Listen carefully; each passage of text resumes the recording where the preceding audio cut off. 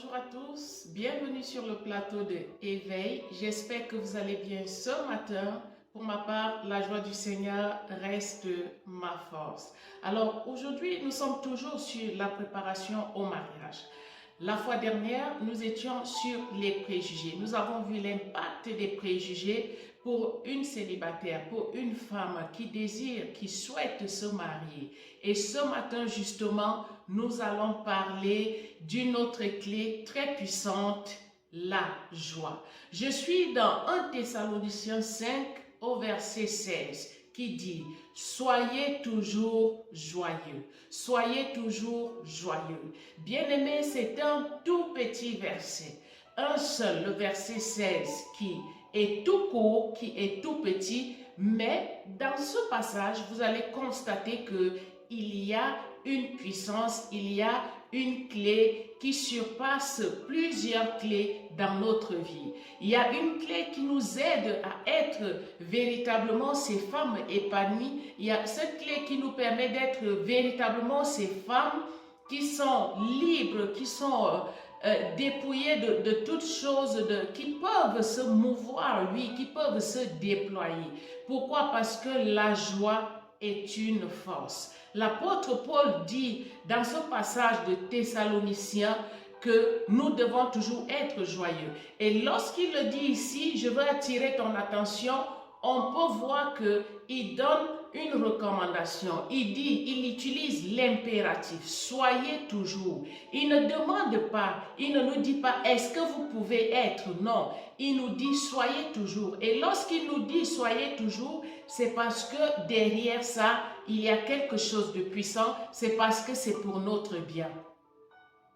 Bien-aimé, la joie est une force qui soumet même les forces des ténèbres. La joie est une force qui soumet même les circonstances. Nous pourrons le voir avec Néhémie dans le livre de Néhémie 8 au verset 10. Néhémie retrouve Jérusalem, sa patrie, qui a été dévastée, qui a été méprisée, qui a été écrasée. Néhémie a certes pleuré, mais qu'est-ce qu'il a dit? Il a dit, la joie de l'Éternel reste votre force. Pourquoi? Parce qu'il sait que malgré les circonstances, malgré tout ce qui s'est passé, le Seigneur est toujours avec lui et que c'est lui qui détient le dernier mot sur sa patrie, le dernier mot sur sa vie. Bien-aimé, lorsqu'une femme célibataire, une jeune femme, une maman, une sœur désire, souhaite se marier, il faut que tu cultives la joie. Il faut que tu cultives cette joie qui te permet déjà d'être toi-même épanoui. Et laisse-moi te dire que cette joie, elle t'accompagnera dans ton foyer. J'entends parfois les femmes dire, je ne suis pas heureuse, je ne suis pas bien parce que je n'ai pas un homme. Ma soeur, laisse-moi te dire ce matin que ta joie ne dépend pas d'un homme. Tu peux avoir de la joie parce que tu es avec un homme. Tu peux être heureux parce qu'il y a même déjà une différence entre être heureux et avoir la joie. Parce que être heureux, c'est selon les circonstances. Tu seras heureux du moment où ton époux sera là. Tu seras heureux du moment où les circonstances iront bien. Mais tu manqueras de joie. Tu manqueras de joie. Ta joie ne dépend pas d'un homme. Ta joie ne dépend pas d'une circonstance. Ta joie ne dépend pas de l'argent parce qu'aujourd'hui, il y en a qui disent que l'argent donne la joie. C'est pas possible. Ta joie ne dépend pas du matériel. Ta joie ne dépend pas de ce que tu peux voir. Non, ta joie vient du Saint-Esprit. Ta joie dépend de Dieu. C'est Dieu qui est ta joie. C'est Dieu qui te donne sa joie au travers du Saint-Esprit. Lorsque tu regardes à ce passage, soyez toujours joyeux. Ça veut dire quoi? Même dans les circonstances difficiles, même dans les circonstances les plus opiniâtres, tu vas ressentir cette joie. Lorsque tu fais une véritable rencontre avec le Saint-Esprit et qu'il vienne habiter en toi, au travers la vie de l'Esprit, il te communique la joie. Parce qu'en réalité, la joie vient de lui. La joie vient de Dieu au travers du Saint-Esprit. Tu ne peux pas avoir de la joie de toi-même. Tu ne peux pas avoir de la joie étant assise comme ça, peut-être parce que tu as gagné au loto. Non. Ta joie vient de Dieu. Ta joie vient de plus fort que ça, de plus puissant que ça. Et c'est cette joie qui te permet d'être bien, même lorsque tout va mal. C'est de cette joie que je te parle aujourd'hui. Je ne te parle pas juste d'une émotion, non. Je te parle de cette joie qui te maintient debout lorsque les circonstances sont opiniâtres, lorsque les circonstances se compliquent, lorsque tu es en train de passer par le feu et que cette sœur te regarde, ce frère te regarde, il voit en toi de la joie, tu inspires de la joie, parce que la joie se transmet, tu inspires de la joie. Les gens n'arrivent pas à comprendre comment tu fais pour demeurer toujours dans la joie, comment tu fais pour être toujours aussi joyeuse. Vous pouvez avoir la même situation, ton frère et toi, ta soeur et toi, vous passez tous les deux par la même situation, mais toi, tu as toujours de la joie. C'est pas que tu ne vas pas sentir mal, tu vas sentir mal, tu auras cette mal, mais tu vas constater que au bout de si peu de temps, le Saint-Esprit va venir en toi. Il commence à te parler, il commence à te rappeler les promesses de Dieu pour toi. Oh, il commence à te dire comment le Seigneur t'aime, ainsi de suite. Et tout de suite, tu vas digérer. Par contre, une personne qui n'a pas cette joie-là, une personne qui ne la vit pas, elle peut être dans une situation, même pendant des années, elle a de la peine à se remettre. Je te parle ce matin de la joie de l'Esprit, oh, qui est donnée au travers du Saint-Esprit. J'aimerais dire à une femme qui est célibataire ce matin, si tu n'as pas encore fait la rencontre avec le Saint-Esprit, fais-le ma soeur, fais-le ma fille, fais-le ma mère, parce que c'est une force, parce que c'est une puissance.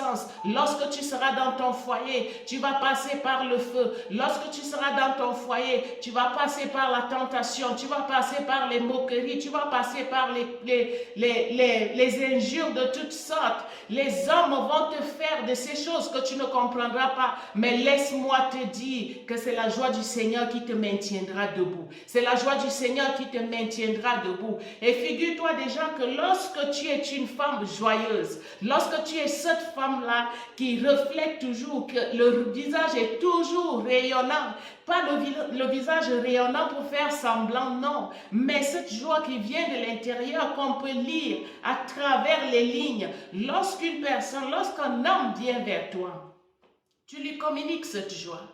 Lorsqu'un homme vient vers toi, tu lui communiques cette joie parce que la joie se transmet.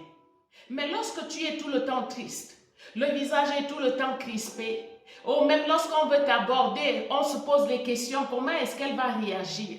Ah, oui, comment est-ce qu'elle va réagir? Parce que toi, tu es toujours triste, tu es toujours pâle, tu es toujours, on ne comprend pas. Mais lorsque tu dégages cette joie en toi, ça attire même les gens vers toi, ça attire même des relations vers toi. Je ne te parle pas seulement ici de trouver un mari, non. Je te parle même dans la relation d'amitié. Est-ce que vous n'avez jamais vu de ces personnes-là que les gens fréquentent juste parce qu'elles peuvent faire rire, juste parce qu'elles sont joyeuses, elles sont tout le temps joyeuses, on ne connaît même pas à quel moment et ils ont des problèmes. Pourtant, elles en ont.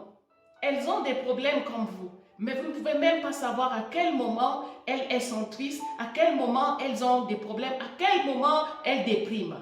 C'est de ces personnes-là que je te parle, c'est de cette joie-là que je te parle. Et tu vas voir que les personnes qui sont comme ça, elles sont beaucoup plus fréquentées. Les personnes qui sont comme ça attirent autour d'elles des personnes parce qu'on se dit que c'est des personnes positives, c'est des personnes qui communiquent une certaine positivité. Parfois, tu te demandes, les circonstances sont difficiles. Tu connais même la situation du frère ou de la sœur. Tu sais qu'elle passe par des moments difficiles, par des moments compliqués. Mais tout le temps, elle est joyeuse, elle est en joie, elle est en paix. Et puis tu te demandes, mais waouh, comment il fait? C'est de cette joie que je te parle qui vient du Saint-Esprit.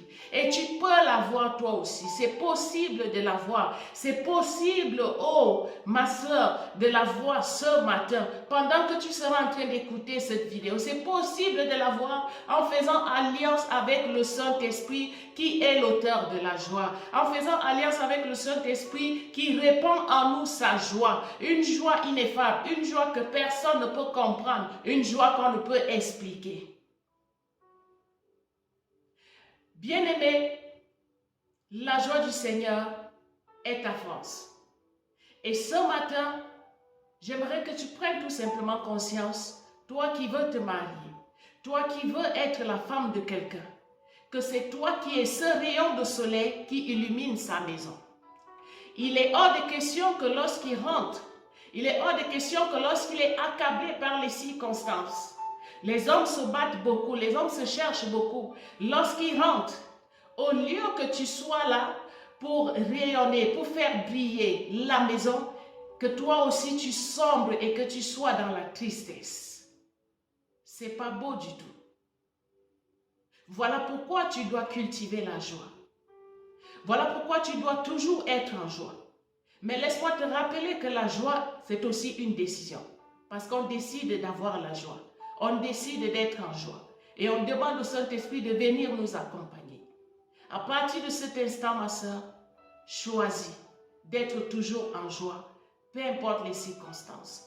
Choisis d'être toujours en joie, peu importe les situations.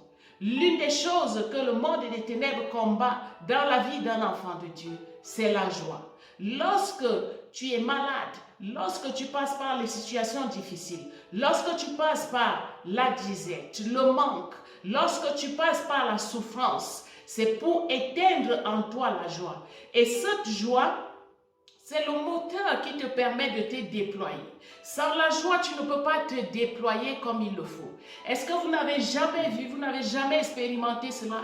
Lorsque tu manques de joie, tu n'as même plus envie de faire quoi que ce soit. On voit même des personnes qui s'enferment dans leur chambre, on voit des personnes qui s'enferment dans leur maison, on voit parfois des personnes qui n'arrivent même plus à se faire belles, à se faire... à se rendre utile, pardon. On voit des personnes qui restent clouées et qui complètement dépriment. Pourquoi? Parce que la joie, elle est partie. Ne permets pas que ta joie te soit volée. Cultive la joie dans ta vie. Peu importe que tu sois marié ou pas, peu importe que cet homme que tu attends soit déjà venu ou pas, le mieux serait que lorsqu'il te trouve, il trouve d'abord en toi une femme remplie de joie. Lorsqu'il te trouve, il trouve d'abord une femme joyeuse, une femme qui peut illuminer, qui peut changer l'atmosphère, une femme qui peut apporter l'éclairage là où il y a l'obscurité. C'est de ça qu'il s'agit. La joie du Seigneur. La joie du Seigneur.